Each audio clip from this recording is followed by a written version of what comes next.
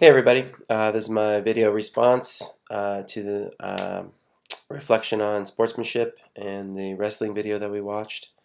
Um, have I seen something lately for sportsmanship? Yeah, actually, in fact, yesterday in our practice, we had a kid who wears contacts. His goggles broke. We were doing some quality swimming, and one of the other kids, nobody had an extra pair of goggles, so one of the other kids just took his goggles off and gave it to gave it to his teammate, so he could keep swimming because of his contacts, and he swam for about an hour without any goggles. Which, if you've been in a pool and you swim for an hour, you know your eyes are gonna sting for a little bit. So I thought that was pretty cool. Good sportsmanship. Um, how does that work with Luke?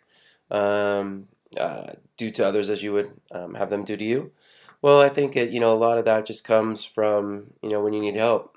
Sometimes you're in a situation and you need some help, and there are people. Maybe people decide to help you, maybe people decide not to. And in this situation, somebody saw somebody and that needed a hand, or it might have been small, but they were willing to do it, and go without themselves for a little while.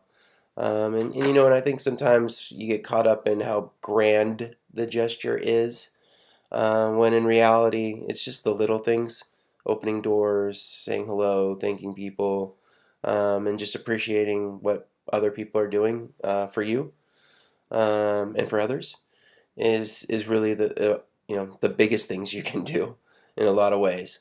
Um, how do I feel about the kind of the comments? Michael Lynn was the winner. Demetrius Demores was a champion. Um, yeah, I don't like labels. I don't know. I don't know if there's really a winner or losers sometimes, and I think people kind of try and put people in boxes or label things.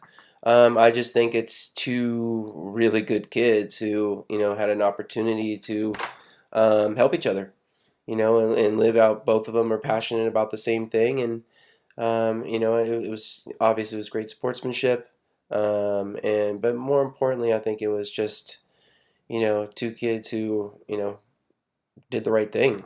Just they were both loved wrestling and they wrestled, and it's always nice when you can help somebody else realize their dream, and I think that's what like the kid said, like I realized how would I want, what's my, what would be my dream scenario, and he made it happen, and and I loved how he made the kid work for it, which makes it even better than just going and laying down on the mat and letting the kid lie on him. So I think that's probably even the more impressive thing is that the kid took it to another level, and really thought about it instead of just being a kid and saying, okay, I'll just let the kid win.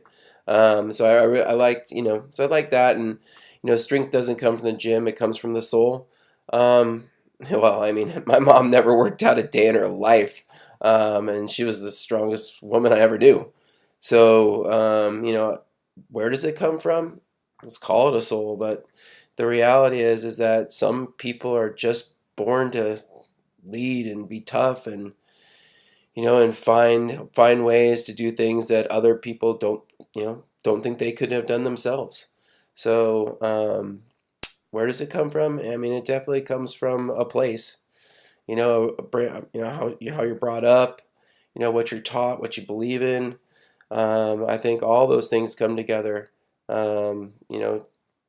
Situations, everything. So I think it's one of those things where you're just going to come across people in life, whether it be coaches, teachers, parents, friends, whatever, that just have something special. And those are the people that if you're fortunate enough to be around and make friends with, then enjoy the fact that you get to be part of it. So yeah, so I hope everyone's having a good week, and look forward to watching everyone's videos. Have a great day.